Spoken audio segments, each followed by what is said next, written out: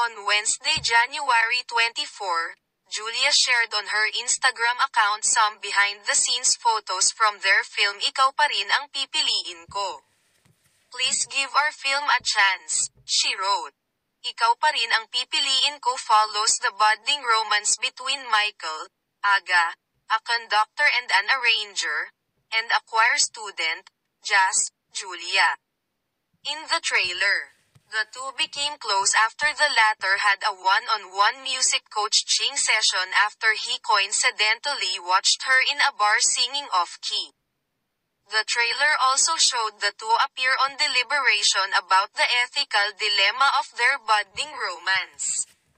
"Frankly, I'm quite surprised na isusugal mo yung professionalism mo for an affair," another character said, to which Jazz replied, "Ang pogi eh. Bawal ba akong magkagusto?" Prior to the trailer release, the movie met with criticisms, with social media users pointing out the themes of power gap and grooming. "Surely Aga is playing Julia's father, right?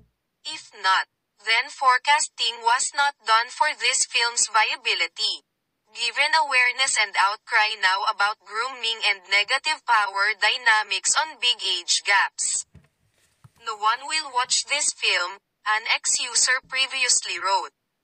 More social media users expressed their mixed reactions to Julia's Instagram post. "I really want to watch 'cause it's you. It's just that I don't want to normalize older men going for younger women. Ayoko ng ganong trope. Still love you, Jules. Sorry," an Instagram user commented. "No thank you, Jules. Pero sana yung ka-love team nyo both is sing edad nyo pareho manonood us but not this," another one commented. Another one also wrote, "Baka may twist sa. Wag natin pangunahan ng negative." The film is written and directed by filmmaker Denise O'Hara.